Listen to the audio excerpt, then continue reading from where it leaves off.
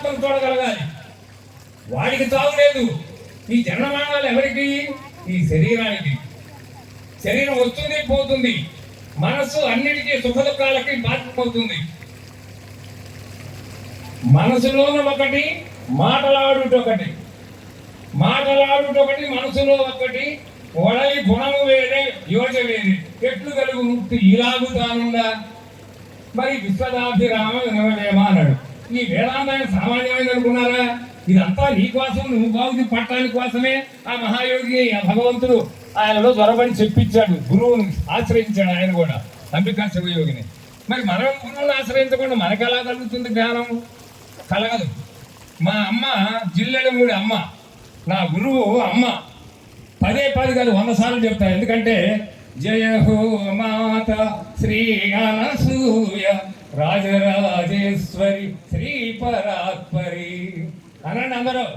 జయ హో మాత శ్రీ అనసూయ రాజరాజేశ్వరి శ్రీ పరాత్పరి.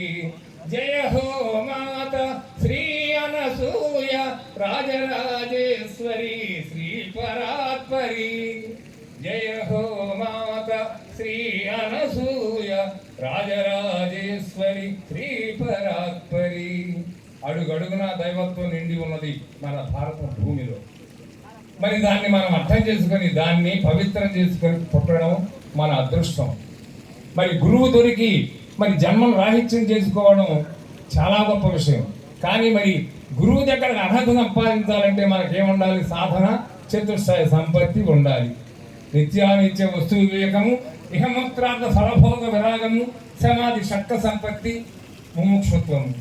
దుర్లభం త్రయమేవైతత్ దైవానుగ్రహ హేతుకం మనుష్యత్వం ముముక్షుత్వం మహాపురుష సంప్రేర. ఆదిశంకరుడు వారు ఇచ్చారు మనకు. కానీ మానవ జన్మ ఎత్తాం. కానీ మనకు ఉండాల్సింది ఏంటి? ఈ శరీరం అంతరించిపోయే లోపల నువ్వు ముముక్షుత్వాన్ని సాధించుకోవాలి.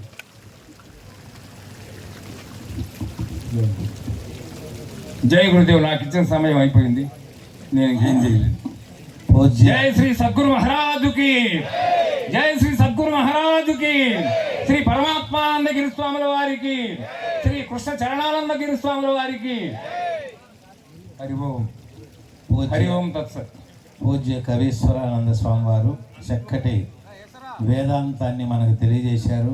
ఎండమావుల్లో నీరు ఎలా లేదో, ఇంకా ఏమన్నారు, నేతి బీరకాయలో నెయ్యి ఎలా లేదో, గొడ్రాలకి బిడ్డ ఎలా లేరో, దొంగలో దొంగ ఎలా లేరో, మరి చాలా చక్కటి ఉదాహరణతో పరమాత్మ యొక్క తత్వాన్ని మనకు తెలియజేశారు. మనకు ధన్యవాదాలు తెలియజేసుకుంటూ, ఈరోజు ఇక్కడ ఉన్నటువంటి భక్తులు, పెద్దలు అందరూ గర్వించదలసిన విషయం ఏంటంటే, సాక్షాత్ కాశీ పట్టణంలో ఎవరున్నారు? కాశీ విశ్వనాథుడు ఉన్నారు. కాశీ విశ్వనాథుని యొక్క లక్షణం ఏంటి?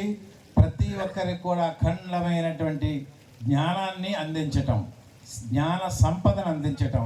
అటువంటి జ్ఞాన సంపదను అందించినటువంటి నేరుగా ఉత్తరప్రదేశ్ కాశీనగరం నుండి ఒక మహాత్ములు వచ్చారు. పాపం ఇప్పుడే వారు ఫ్లైట్లో దిగి ప్రయాసపడి ఇక్కడికి వచ్చారు. మళ్ళీ మధ్యాహ్నం వాళ్ళు వెళ్ళిపోవలసినటువంటి పరిస్థితి ఉంది. अखिलांध्र साधु परिषद जो है अभी 60 साल पूरा हुआ है। 59 साल जो है पूरा भारत के अंदर हर राज्य में एक सभा पूरा हुआ है। ये 60 साल के अंदर में यहाँ पर 3 दिन का सभा चल रहा है, 23 और 24 और 25, और आज जो है तृतीय महासभा है। और आपने इस सभा में, इस मंच में आप आए हैं, हम लोगों का सभी को बहुत खुशी का बात है। और हम लोग आभारी है आपका जो संत समाज से आप आए हैं, और आपको पूरा हृदयपूर्वक नमस्कार बताते हुए है। आपका जो चीज़ हमारा भक्त लोगों को, हमारा संत समागम को जो चीज़ आपने बताना चाहते हैं बताइए प्यार से। हरि ओम तत्सत।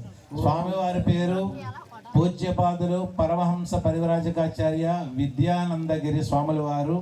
వారు ఆశ్రమం కూడా శ్రీ విశుద్ధానంద మహావిద్యాలయం కాశీ వారణాసిలోనే ఉంటారు. మరి ఉత్తరప్రదేశ్ వారి మహాత్ములు ఇటువంటి రావడమే, వారి పాద స్పర్శే మనకి సాక్షాత్ కాశీ విశ్వనాథుడు ఇచ్చినటువంటి లెక్క.